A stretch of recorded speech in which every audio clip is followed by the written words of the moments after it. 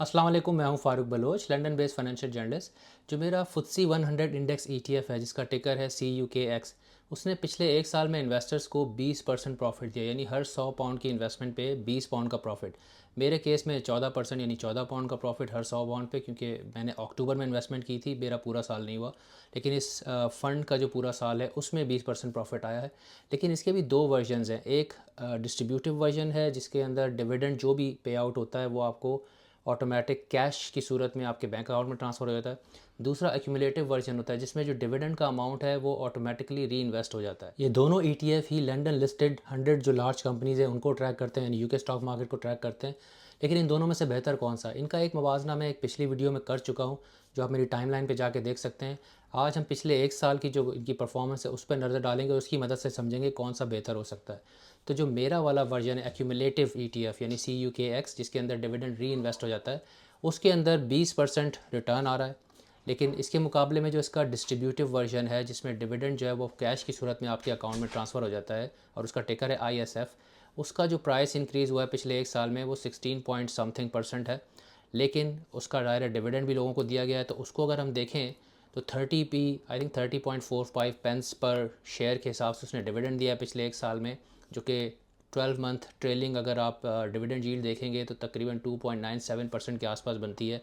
तो उसका total return जो है वो भी 20% के आसपास आ रहा है। लेकिन जो एक्यूमुलेटिव वर्जन है और जो डिस्ट्रीब्यूटिव वर्जन है उसमें कम से कम 0.5% का फ़र्क है। यानी आप यूँ कह लें कि अगर एक्यूमुलेटिव वर्जन पे 20.7% रिटर्न आ रहा है तो डिस्ट्रीब्यूटिव वर्जन पे 20.1% रिटर्न आ रहा है। एक्यूमुलेटिव ऑफ कोर्स ज़्यादा रिटर्न दे रहा है।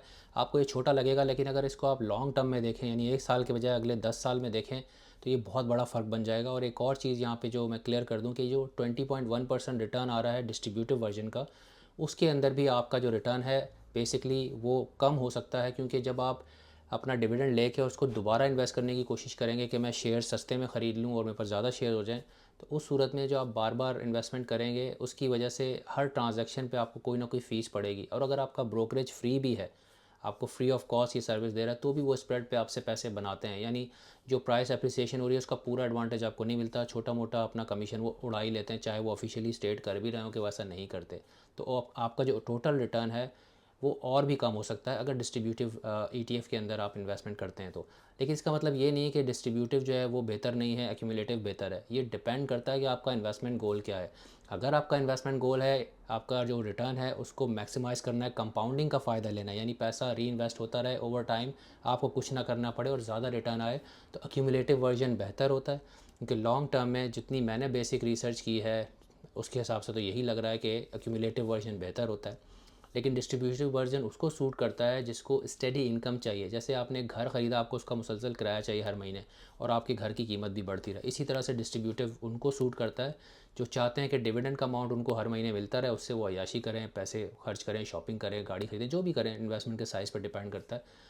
और साथ साथ जो उनके अपने उसके जो शेयर्स हैं उसकी वैल्यू बढ़ती रहे ओवर टाइम, तो फिर डिस्ट्रीब्यूटिव उनको सूट करता है। तो डिपेंडिंग ऑन आपको स्टडी इनकम चाहिए या लॉन्ग टर्म में ज़्यादा रिटर्न चाहिए, उस हिसाब से आप चॉइस अपनी जो है वो फाइनलाइज़ कर सकते हैं। अगर मेरे केस में मुझे पैसे नहीं चाहिए रेगुलर इनकम, तो मैंने एक्यूमुलेटिव चूज़ किया हुआ है। लेकिन जब मैं रिटायरमेंट के करीब हूँ से आज से 5 साल बाद, तो शायद मैं डिस्ट्रीब्यूटिव वर्जन जो है उस पर शिफ्ट कर जाऊँ।